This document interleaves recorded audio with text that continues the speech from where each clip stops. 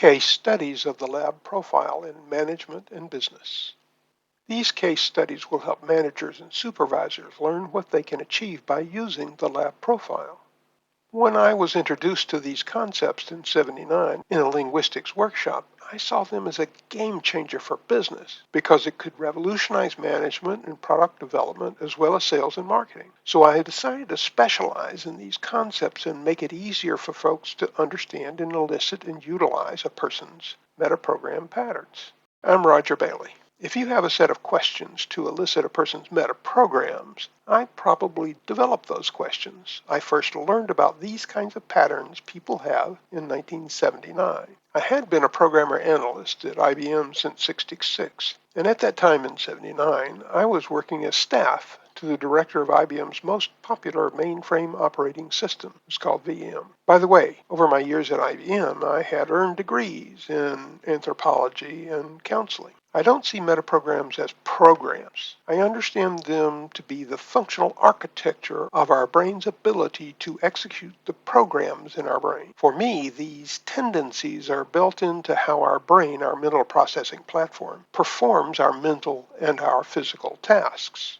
I see these metaprograms, these patterns, as the boundaries, the limits within which our brains perform tasks. If I operate away from, my brain is constantly gathering information about what is going wrong or could go wrong. If I operate toward, I don't gather that away from kind of data. I focus more on the goals and the rewards and the other benefits. Both toward and away from have a valid purpose on the job as we process information about our modern world. Some of us specialize in one of these and others specialize in the other, and a few of us can easily shift back and forth between these two ways of gathering and processing information about our world.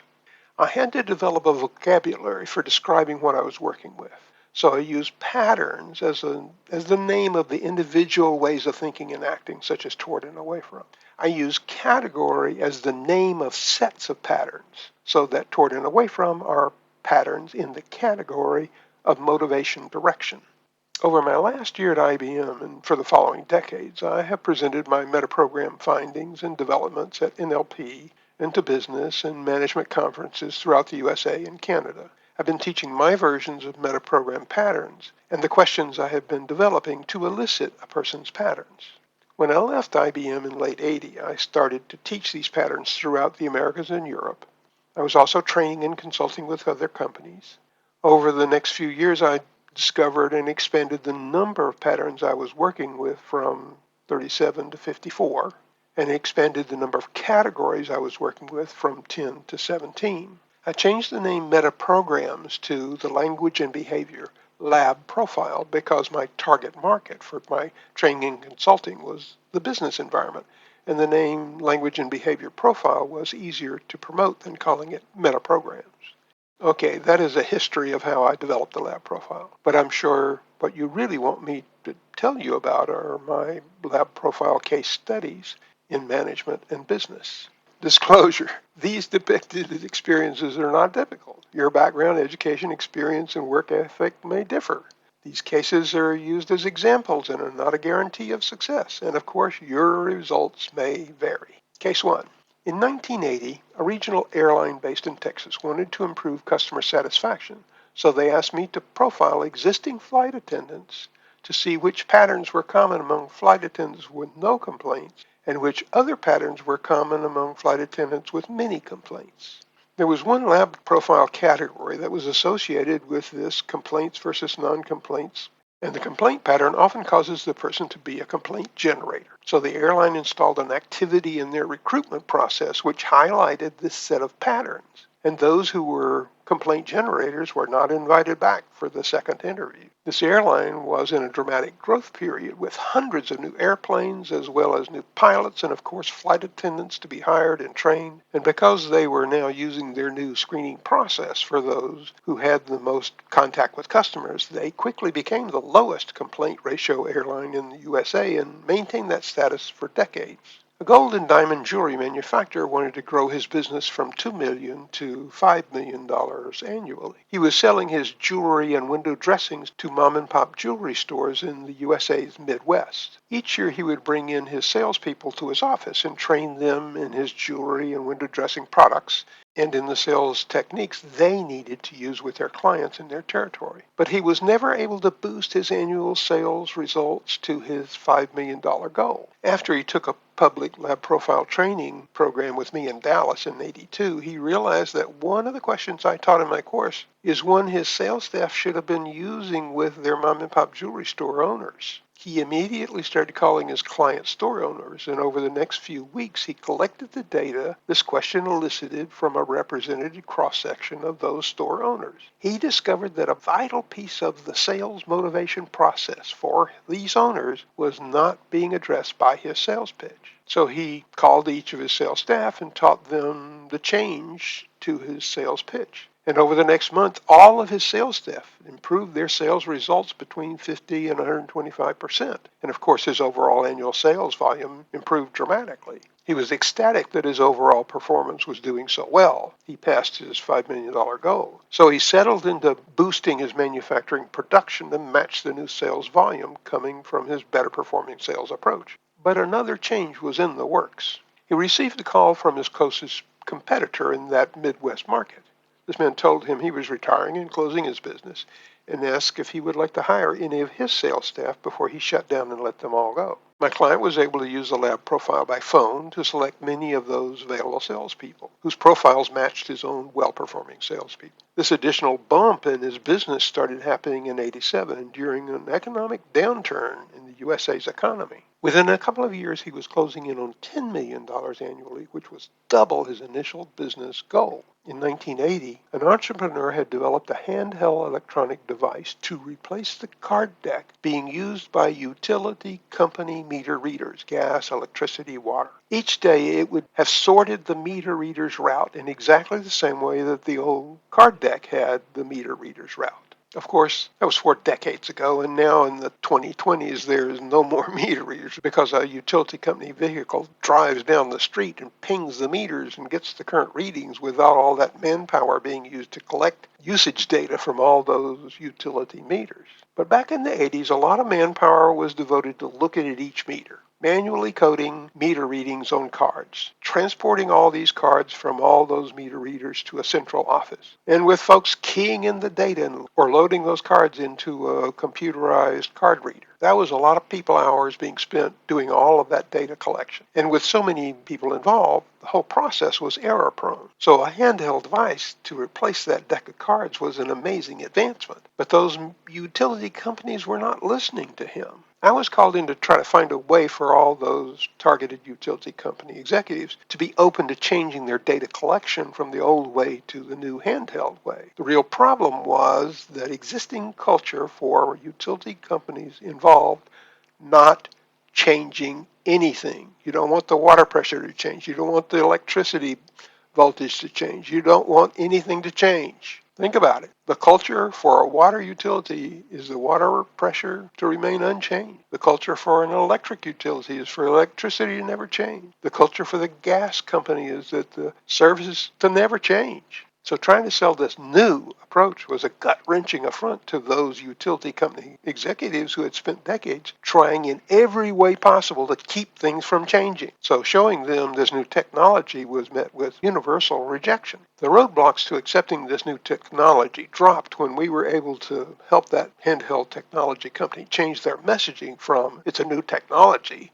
to "it's the same as a deck of cards and it's waterproof." In the late '70s, a Dallas-based tech company had built a very successful business installing modern computer processing services for governments all around the world. The recruiting department within that company, which was searching for programmer analysts to be placed in those installations, asked for help in improving their recruiting process. The recruiting process was to approach the experienced computer programmer analyst and to get them interested in taking on their long-term projects at exotic locations for very high pay plus expenses. Many thousands of programmers were being recruited every year. I was even approached to interview with them when I was at IBM. The second step in their recruiting process was to line up a call between the recruited prospect and a hiring manager in the company. The recruiter staff had a 83% success rate of getting their recruits accepted and hired by those managers. My lab profile job was to increase that percentage. I was able to interview 6 of those managers who were actively hiring new programmer analysts, and I discovered that all of them based much of their successful hiring approach on something they call challenge. They wanted their new people to love a challenge. So I taught all of that company's recruiting staff to make sure their recruits were comfortable with having a challenge and to use that word when being interviewed by the hiring managers. After that, the recruiter's job accepted success rate jumped from 83% to 97%. A manager of multiple franchise hair cutting salons was having a turnover problem with his hairstylist across all of his salons. He wanted a solution where those he signed up would happily stay for years. He used the lab profile to profile his existing long-term stylists across all of his salons. All of the patterns of the lab profile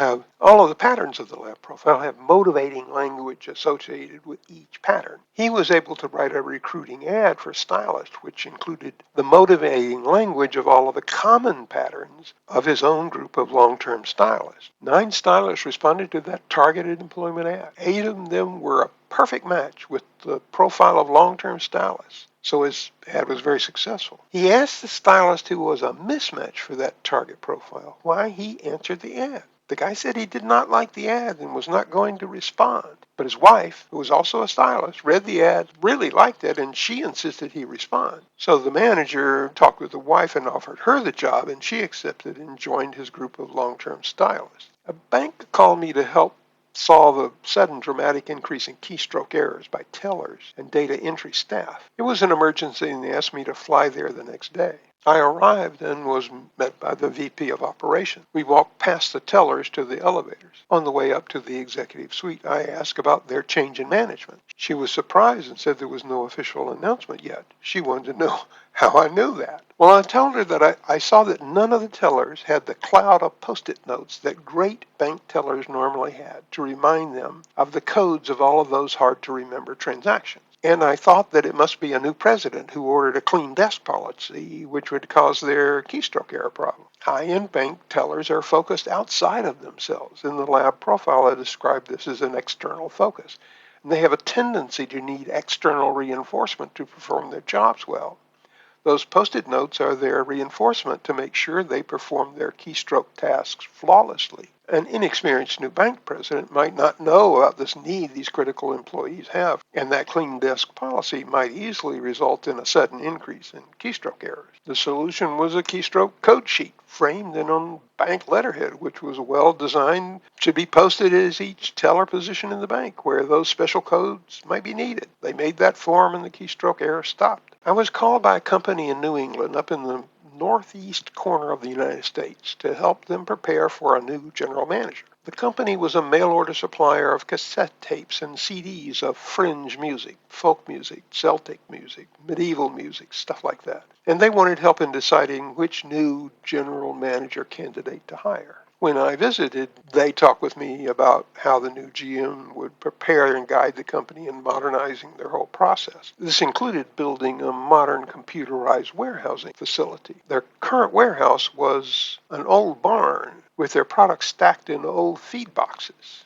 They also asked how existing staff might fit in with a new way of doing business. I showed them that their current warehousing and picking staff have to be the kinds of folks who work outside the box, but the new modern warehousing systems are better performed by procedural folks. I was also able to prepare them by letting them know which current employees could not accept the upcoming changes and would leave on their own as those changes started impacting the way they have to work. The lab profile is a great way for managers and supervisors to recognize what a person can do and cannot do, so that tasks are assigned to those who will be successful performing that task. The lab profile is useful as an employee selection skill as well as a training assessment and motivation skill. These case studies can help you recognize and understand the kinds of benefits managers and supervisors can achieve by using the lab profile. In the lab profile training program, you learn the precise techniques you use so you successfully apply the lab profile in your work